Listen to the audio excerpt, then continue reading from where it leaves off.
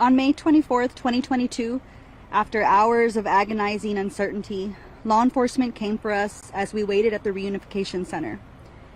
They told us they were taking us somewhere quieter to wait, but I knew in that moment there would be no reunion.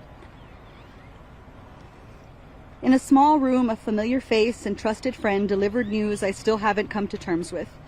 My daughter, Lexi Rubio, was never coming home. The next day, as I lay mute, uncomprehending, and in a state of shock, our governor told the nation it could have been worse. We initially denied an invitation to speak with Greg Abbott out of respect for our daughter, who disliked him for his lack of respect for women's rights. But we did agree to speak with Beto. He offered his condolences and reassured us that change was possible in this state. He asked what he could do for me. I told him it's too late for me. But tell me how I can help you help other moms. So that's why I'm here. I'm speaking directly to moms when I say our babies' lives are on that ballot. It happened to me, it happened to you, it can happen to you. And this pain, it'll bring you to your knees begging for an end.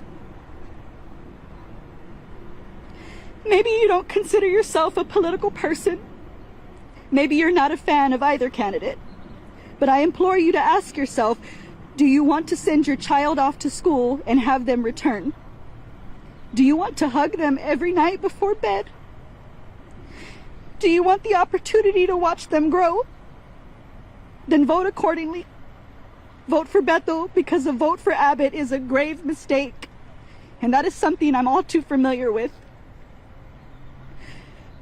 I made a small error in judgment and it cost my daughter her life. I left her at school. Lexi's death, it's on me. But Greg Abbott made a mistake so massive that it cost the lives of 18 other children and 2 teachers. He has repeatedly refused to enact stricter gun laws and has instead expanded gun rights. Had Abbott prioritized the lives of his most vulnerable constituents over guns, then I wouldn't be here today. I would be at home with Lexi.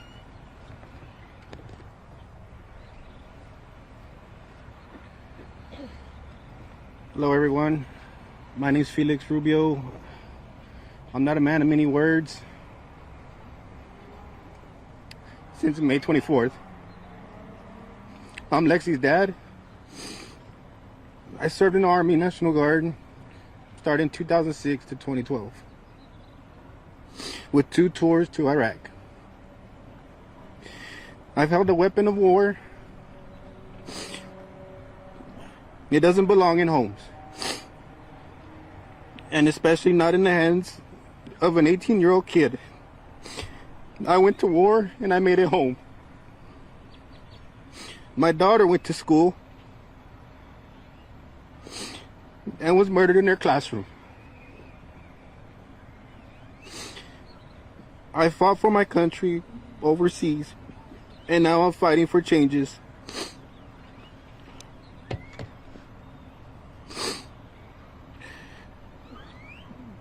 Starting with voting for Beto. This is more than just a political race. Lives are on the line. I'm not a political person. I'm reserved, but I can't sit back and let Abbott get reelected. Hours after I was informed of my daughter's death, Abbott said, "It could have been worse." Well, what did he mean? I don't want to know. This November, let's do what we can do and vote Abbott out.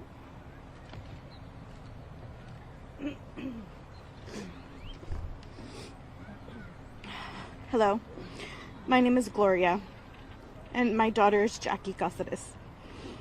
Jackie was my free-spirited, sentimental princess who loved her friends and family with all her heart.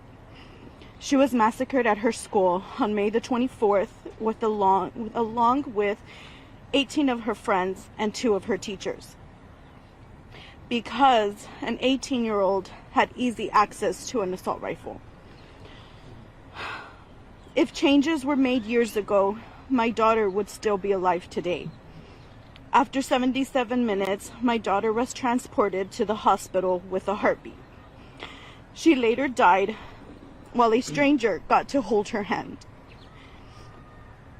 There's nothing that I can do that is going to bring my daughter back, but I'm fighting for the future mom who will one day be in my shoes, who will blame herself for leaving her daughter at school after the morning award ceremony. For 18 weeks, myself, my husband, along with other parents from Uvalde, have asked Abbott to call a special session. We've asked to raise the age limit to purchase an assault rifle from 18 to 21. We've asked for red flag laws and background checks. In Texas, we need someone to advocate for our children and families. We need someone with energy and a fearless attitude who isn't scared to do the right thing. Beto is that person. We are not going anywhere.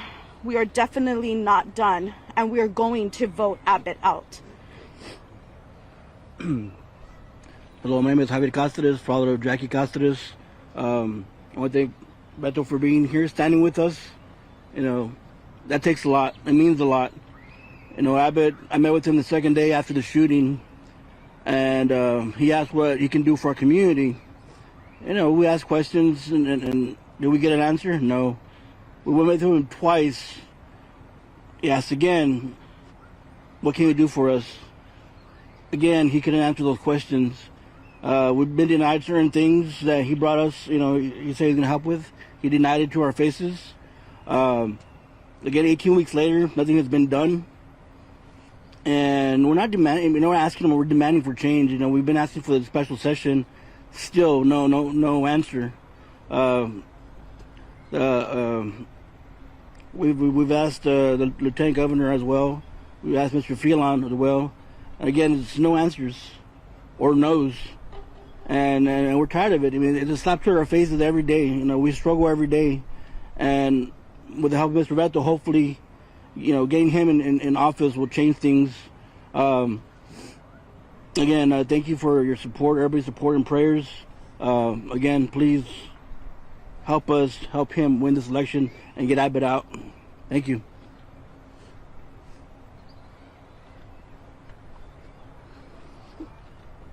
Hello, my name is Veronica Mata. I'm Tess Marie. Tess Marie Mata was our 10-year-old daughter. Tess was full of life, athletic, caring, and was our little fashionista. She loved her older sister Faith and wanted to be just like her. Her grandparents meant the world to her. Tess would always say she had them wrapped around her pinky, and she wasn't lying. She was the best cousin, and she was our beautiful brown-eyed girl. She was taken from us in the most horrific way. Tess, along with 18 of her friends and 2 teachers, were massacred in what should have been one of the safest places a student could go to. They were massacred in their classrooms. Let me say that one more time. They were massacred in their classrooms by an 18-year-old who was able to purchase not 1, but 2 semi-automatic rifles, along with 1,600 rounds of ammunition. It has been 18 weeks since our children and 2 teachers were taken from us. Governor Abbott has only met with us once.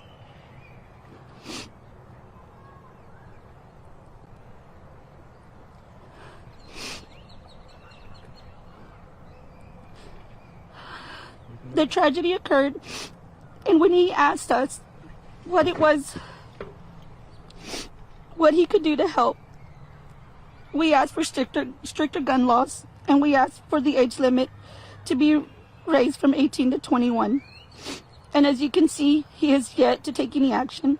We are no longer asking, we are demanding that Governor Abbott call a special session and raise the age limit to 21. Governor Abbott said it could have been worse when talking about the Robb school shooting. How can we trust someone who doesn't care about our kids enough to want to keep them safe? The answer is simple: we cannot. We are here today to ask you to help keep our children and teachers safe. We are here to speak up so that children are not being murdered in their classrooms anymore. We do this by voting Abbott out. We do this by voting for Beto. He has no affiliation with the NRA, wants stricter gun laws in place, and actually cares about the death of our children and teachers. It is time for change, and it needs to be done now.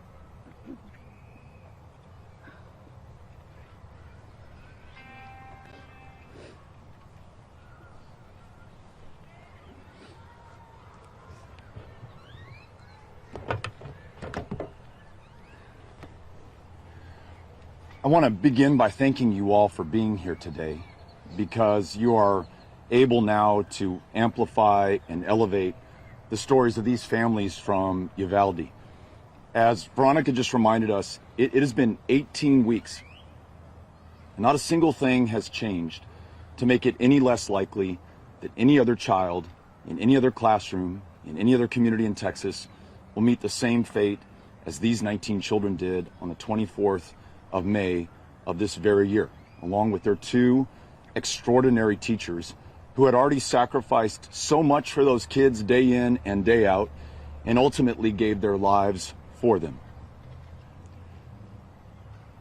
The answers are before us, and you've heard the parents themselves who know this better, unfortunately, than any of us here do, that raising the age of purchase for a weapon originally designed for war. Felix, who served twice in Iraq, willing to put his life on the line for this country, described coming back safely to the United States of America, to Uvalde, but his daughter up against one of those weapons of war, not able to make it through that school day or through that school year. Raising the minimum age of purchase to 21 is something that not only do all of us here agree on, not only does the mayor of Uvalde and the entire city council, who, as Veronica said, demanded that the governor call a special session to bring Republicans and Democrats around the table to do just that. But I've traveled to every part of this state, literally. Listened to people who are for me. I've listened to people who will never vote for me. All of them agree that this makes sense. It allows us to continue to defend the Second Amendment while better protecting the lives of our children. I want to anticipate a question that some of you might have, that I've heard at these town halls across the state. But Beto, criminals won't follow the law. It won't matter what we do. I think in some cases we have to acknowledge that's true.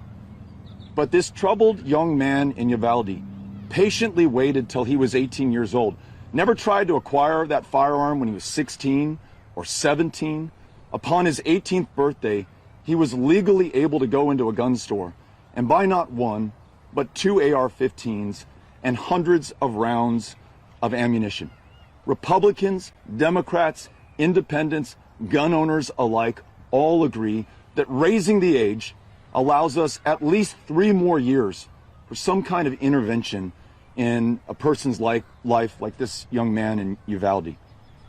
Other common sense, common ground ideas I've heard: a red flag law, which simply says that if you already have that firearm and you're threatening to use it against yourself or use it against someone in your life or take it into a classroom, we should remember that this shooter in Uvalde was signaling so strongly what he might do that his friends called him the school shooter before he ever walked into Robb Elementary on the 24th of May 2022. A red flag law could save lives. A universal background check, which just simply says that in addition to the background check that takes place at a federally licensed gun dealer, if you buy at a gun show or from a private seller, you go through a background check as well. Again, I have yet to meet the Texan who will argue that point, except for Greg Abbott. He's called special sessions to determine which kids can go to which bathrooms.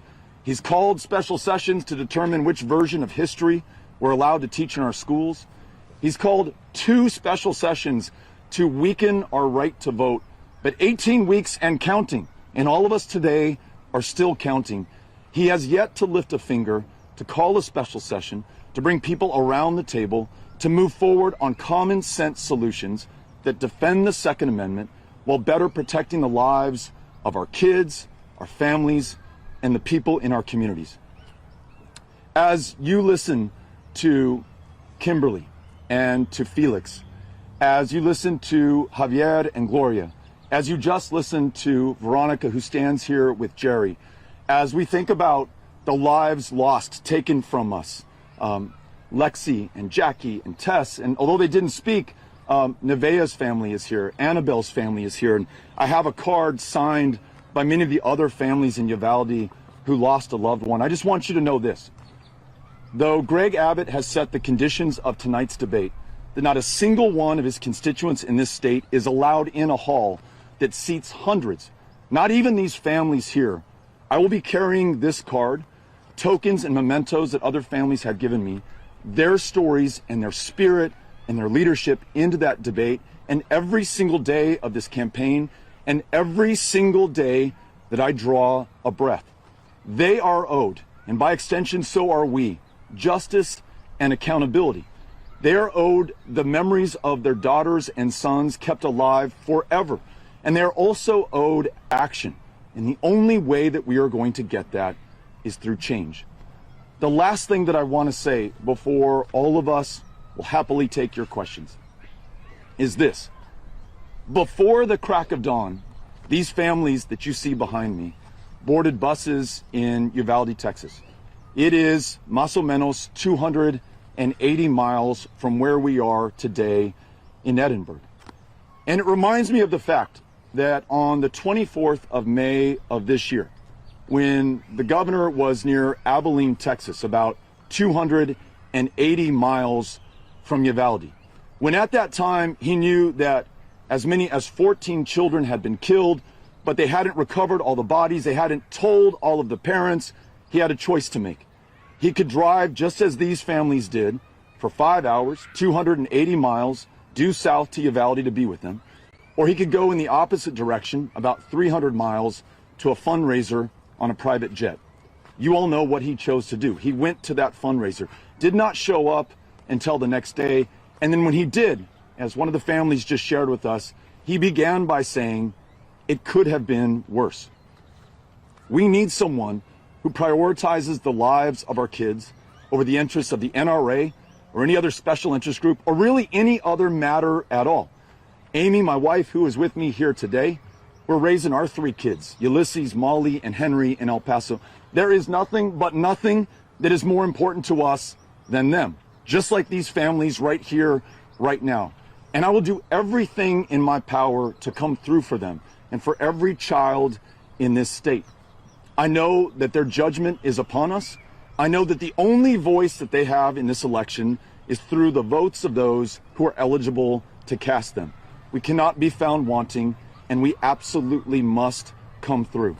Last thing that I want to say is that after we have this press conference here today, after we have a chance to say goodbye to one another, later this afternoon, these same families will be getting on that same bus and traveling those same 280 miles, nearly 5 hours. They will not get home to their community and to their families until after 2 a.m. tomorrow morning. Look at what they are willing to do, not for themselves. There's nothing they can do by being here now to get their kids back. They are doing it for your kids and for every other child across the state of Texas right now. Whether we're Republicans, independents, or Democrats, let us be inspired by their leadership and follow the way that they have set. Thank you all for coming out here today. I want to thank the families again for being here and standing so strong, making us so proud of this state. The guy in office right now is not a reflection of who we are. These families are who we are at our best. Chris Evans from our team is going to facilitate the questions. And I know that we've got a lot of folks here, which is wonderful. There may be questions about the horse race in the election or about a number of other issues. I'm very happy to answer those at tonight's press conference following the debate. Right now, given the 10-hour round-trip drive these families have made, I would ask you to please keep your questions to the subject at hand. Chris, I'm going to turn it over to you. Thanks. We'll start up front with Nikki at the Statesman and then the Texas Tribune.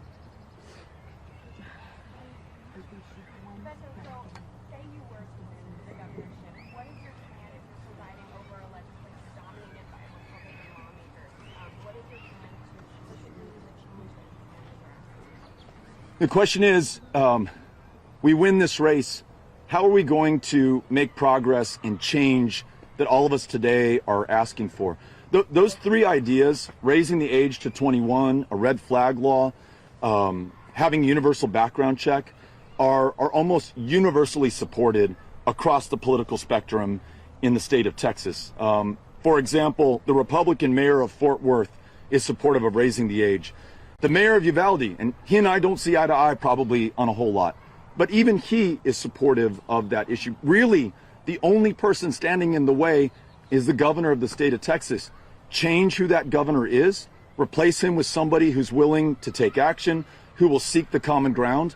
I'll bring every Republican, every Democrat around the table. And I tell you what, it will not just be legislators and politicians at that table. These families will be at that table with us. And I dare any legislator to ignore them or not do the common sense thing that's on the common ground before us that will save lives.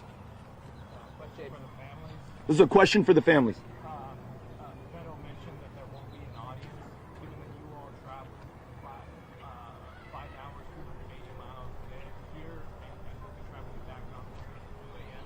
Would you all have liked the opportunity to be in the audience, and what will you be doing instead? Yes, we would definitely love to be in the audience, correct? We would. We're going to be at a convention center with more of Beto supporters, and we'll be watching from there. Mr.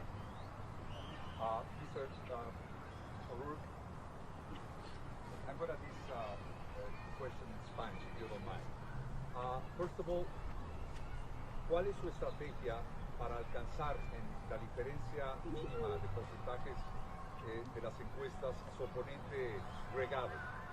Y en segundo lugar, ¿por qué Abbott no quiere a estas familias en el interior del recinto del debate? Voy a contestar la primera pregunta esta noche, porque es aparte de que estamos discutiendo ahora, sobre el segundo o la segunda. Yo sé que con el liderazgo de las familias que tenemos aquí, sus ejemplos, podemos cambiar las leyes que tenemos en el estado en este momento. Por ejemplo, podemos aumentar o subir la edad de comprar un AR-15 o AK-47 a 21 años. Es algo que tiene el apoyo de republicanos, independientes, demócratas también, los dueños de armas y gente que no tienen armas en su casa. Y va a proteger las vidas de los hijos y hijas que tenemos en el estado de Texas, al mismo tiempo que podemos defender la segunda enmienda. Gracias. Una pregunta para Beto y también para la familia. ¿Cuál es el mensaje en español para aquellos republicanos que incluso están de acuerdo con hacer cambios a las leyes del porte de armas?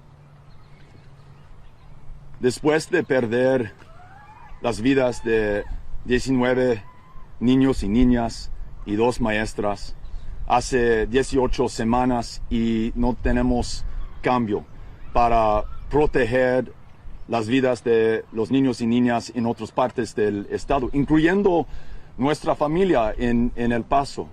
Las soluciones son de las familias y tienen el apoyo de republicanos y demócratas, de la gente del estado. Subir la edad de comprar una AR-15 o AK-47, tener una revisión universal de antecedentes, un bandera roja o red flag law. Como eso podemos defender la segunda enmienda, algo muy importante en el estado de Texas, pero al mismo tiempo podemos proteger las vidas de nuestros hijos y hijas. Y yo estoy escuchando a republicanos en cada parte del estado, también gente que están apoyando a Greg Abbott. Somos de acuerdo en las 3 ideas en que estamos hablando ahora, y tenemos el liderazgo de las familias. Ellos, yo pienso, van a cambiar este estado en las elecciones, pero después en el trabajo que tenemos en el próximo año con el Congreso en el nivel estatal. He wants one of the family members to answer the same question. Todo lo que dijo él es correcto.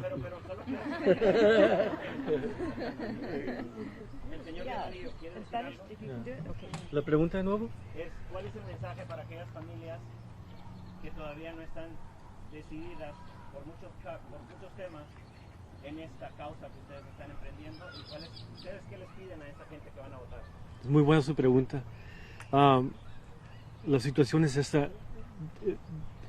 Una situación de esta, cuando una persona fallece, un niño fallece, el tirador, él no tiene diferencia, él no piensa si uno es republicano, si uno es demócrata. Eso no es diferencia. Entonces lo que le pedimos a la comunidad, a las familias, a todas las personas, no tiene que ver si uno es republicano o demócrata. Lo importante es salir a votar, salir a proteger a su familia, para que nunca puedan ellos pasar por los que están pasando las familias en este momento. Eso es lo importante. Simplemente votar para alguien que va a tomar acción, alguien como el señor O'Rourke. We're going to go over here to ABC 13 Houston. Hi, this is a question for the family. So, given the terms of tonight's debate, it's a one and done type of deal. It's closed off to the public, and y'all have wanted answers for so long. Even though you've traveled nearly 300 miles to be here, you won't be able to be in the same room as Abbott to address some of the very hard issues that y'all have wanted answers to. How does that make you feel as constituents and as victims of a very horrific tragedy?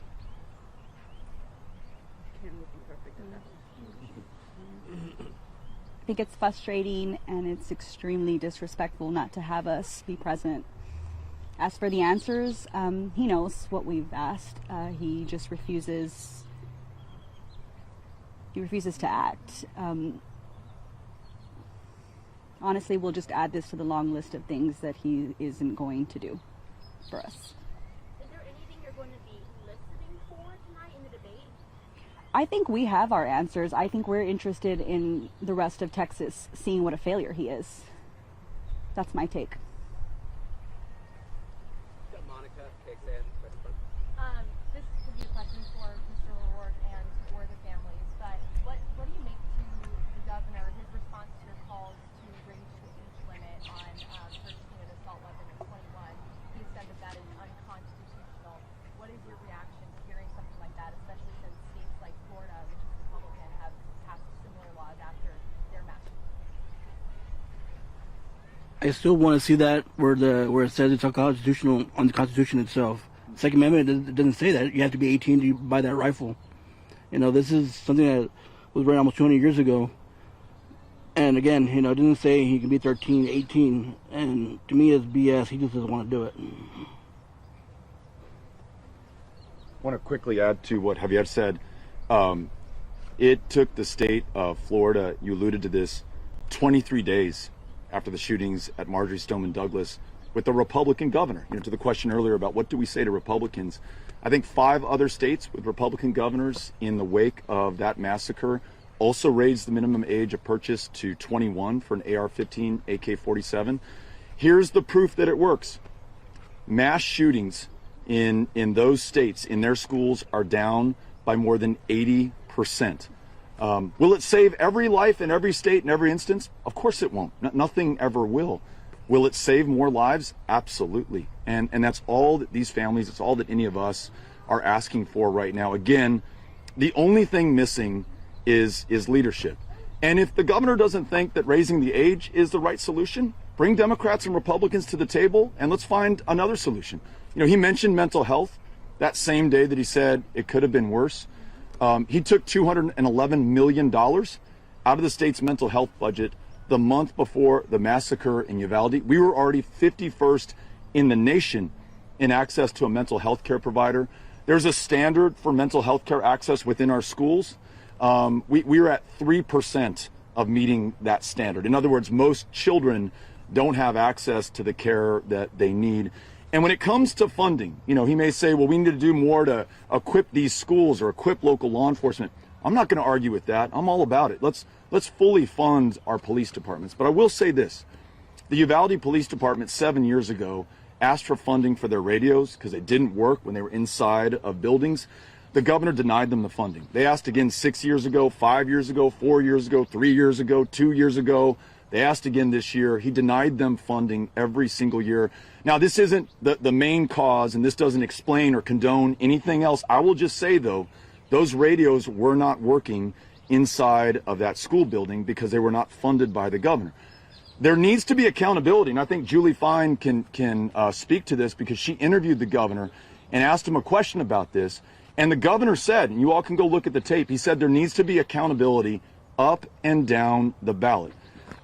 Whether that was a Freudian slip, whether he really meant to say that, I think I could not have said it better. There needs to be accountability up and down the ballot. The number one word that I heard when I followed these families as they led a march in Uvalde and then spoke to the community and really the rest of the world from the Placita in downtown Uvalde was accountability. Why do they still not have answers about what happened to their children and why it happened? Why has there been no accountability from the school district, from the community, from the state of Texas? 91 DPS troopers were there on the other side of an unlocked door. So we need leadership right now from our governor. We don't have it, and to somehow expect that after 8 years he's going to change and do something, we become part of the problem. That's why we need to vote for change.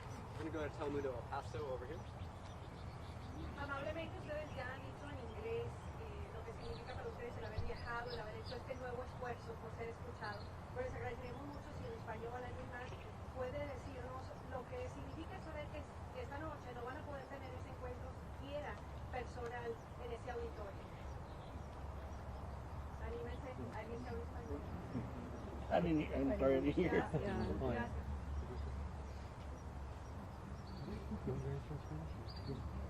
We didn't hear the question.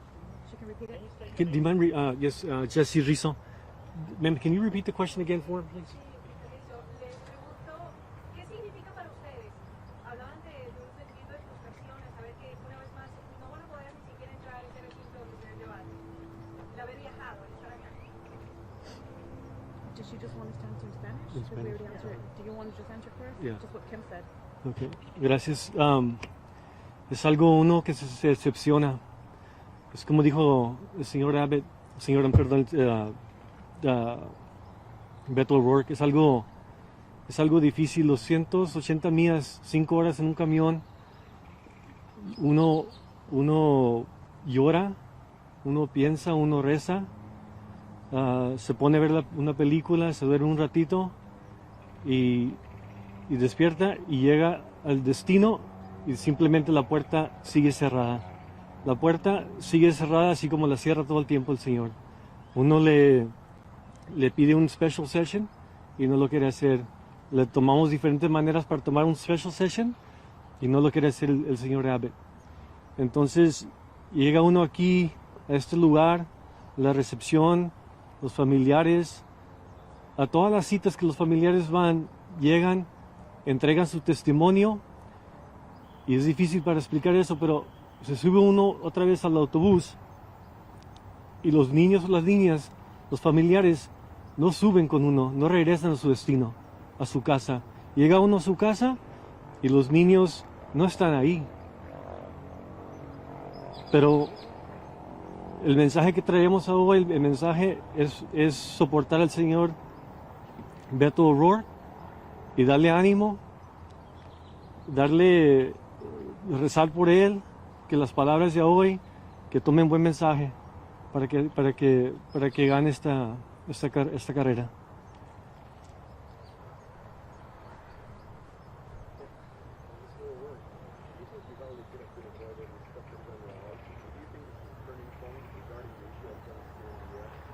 Yeah, the question is, could this massacre have been avoided if we had different laws on the books? If, for example, Greg Abbott had done something after the massacre at Santa Fe High School in Galveston County in 2018, or after Sutherland Springs, or after Midland, Odessa, or after I lost 23 of my neighbors in El Paso. Clearly, the answer is yes. I mentioned raising the age to 21 at least would have purchased us 3 more years for some kind of intervention in that troubled young man's life. He didn't try to get the gun when he was 16 or 17. If the law said 21, well, then that's 3 more years. A red flag law. He signaled what he might very well do, so much so that his friend called him the school shooter. We don't have a red flag law in Texas, so law enforcement are prevented from intervening and through the process removing a firearm from a household like that one so it's not used against children in their classrooms. And a universal background check. In Midland, Odessa in 2019, a guy walked into a gun store, tried to buy an AR-15, just like the weapon used in Uvalde. He didn't pass the background check, which is great because it shows that it works. But because we don't have a universal background check in Texas, he was able to buy the same firearm from a private seller, no questions asked, and turn around and use it on people in that community. And within Midland, Odessa that day, 8 people were killed. So whether it was averting the massacres in El Paso, where a red flag law might have saved the day, a universal background check in Midland, raising the minimum age of purchase, there are solutions before us. And these are, I just want to reiterate, these are things that did not come from me or the Democratic Party or really any one person. They come from these families who I am listening to and whose lead I'm following right now. They come from gun owners. They come from people of all walks of life. You know, there's a lot that we're going to argue about in a state as big as ours. There's 30 million people. But to find this much common ground on these three ideas, that's really something. And it's the obligation of the governor to move forward when you have that kind of consensus. He's obviously shown that he won't. In fact, the week of the shooting in Uvalde, he chose to address the NRA. I think that should show us where his priorities are right now. You heard me describe what he did the day of the shooting, May 24th. He didn't come down. He didn't make the same trip they just made today. And by the way, they're making it round trip on the very same day. He chose to take a private jet and go to a fundraiser that day. So we have choices before us. And, you know, I think Kimberly said it really well. Every single voter has a choice before them. We may not like everything about every candidate, right? But we all love our kids. And we want to make sure that they survive the school year. And every one of those kids knows that nothing has changed since May 24th, 2022. And they also know there's no good reason for nothing to change. And we might, you know, thus far have blamed this on Greg Abbott. And I think he deserves all the blame because he has failed Texas, as Kimberly just said. But if we fail to change this, it's then on all of us. And that's why we're all here right now. We want to give every Texan the opportunity to do the right thing at the right time. This is really our last best chance. Voting begins on October 24th. For young people out there, their last day to register is October 11th. One of the parents here just told me they are leading a registration drive on October 8th. This is why these families are my heroes. Everyone would understand if they never showed their face in public again, if they wanted to have nothing to do with this. I can't imagine how hard it is for them to repeat their stories in front of you, knowing they're going to be broadcast to hundreds of thousands or millions of people. They're not doing this for themselves. They're not registering voters for themselves. They're doing this to save lives across the state of Texas. Can I add to what he... Please, have it. If there was a waiting period for to buy this weapon, 30 days to 60 days, our kids would have been alive today. Simple as that.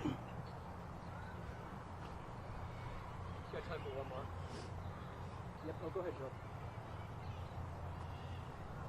We expect, no one knows for sure, but we expect this to be a conversation tonight at the debate.